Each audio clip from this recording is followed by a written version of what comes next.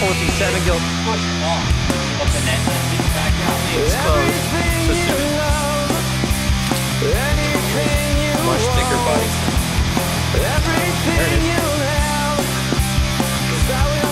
Hey, what's up guys? I'm Nick the Informative Fisherman, and today I want to teach you how to spool a bait casting reel. Let's get started. So the two things we're going to need to get started is our bait casting reel with no line on it and our spool of line.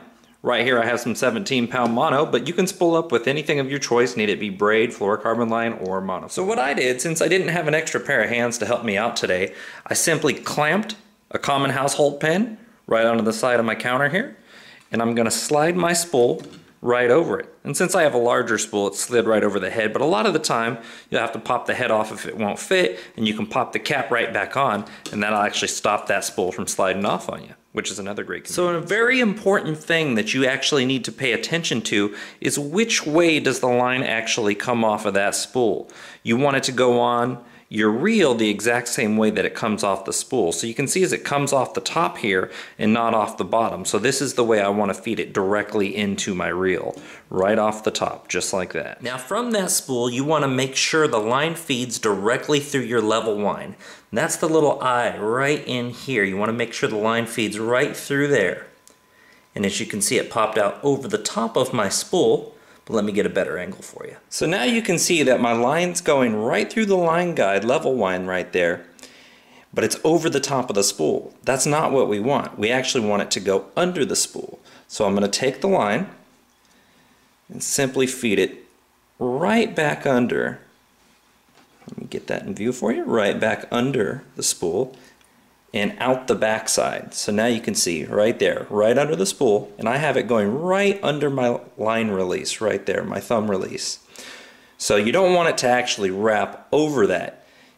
So what I'm going to do is I'm going to reach right under there and feed it right back through over the top of the spool at this point. So now you can see that it goes right through the level line, under the spool, and back up right in front of your line release. From this point, I just want to take my pinky finger, reach down inside right behind the level line, and grab that line there and pull it up to where I'm at this point here. Right in my fingers, so I'm going right around the spool just like this. It's going through the level line, over my fingers, right behind the spool. So I have it just like so. Now all I'm going to do is simply do an overhand knot right over this line here and fasten it to itself. Just a basic overhand knot right back, just like so. And I'm going to do another one right behind it. So I've done one overhand knot, and I'm going to do another one right here behind it.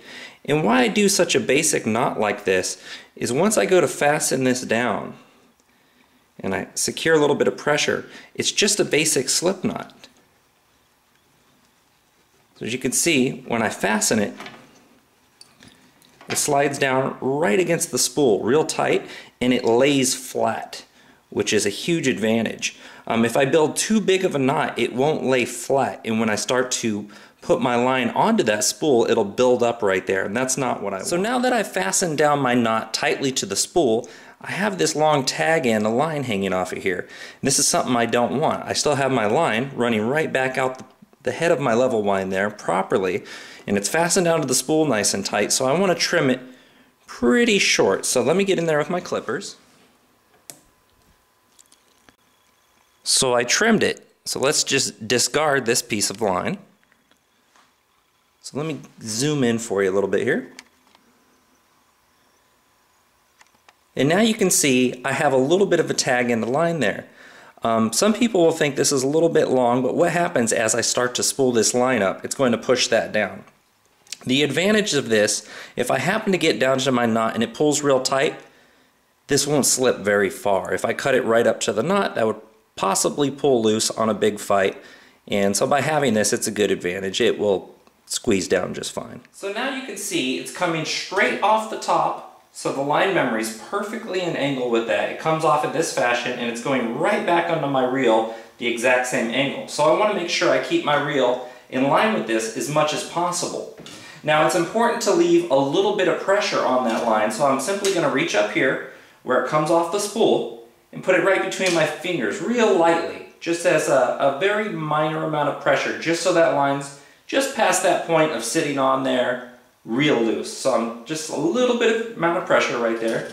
And I'm going to start putting it on perfectly straight over the center of my rod, just like this. I have it coming up right next to it, so it's perfectly centered. So I know that line memory that's coming off like this, it won't be going onto my spool at a strange angle. It's going to be coming straight off of here and straight back onto my spool, which won't give me much backlash. A lot of the time, if you'll see guys that put it on incorrectly, that first cast, you're going to get a big bird's nest on your reel. So straight off the top, straight back onto your reel. Hold it between your fingers real light and keep it directly in the center of the rod and let the level wind spool it properly.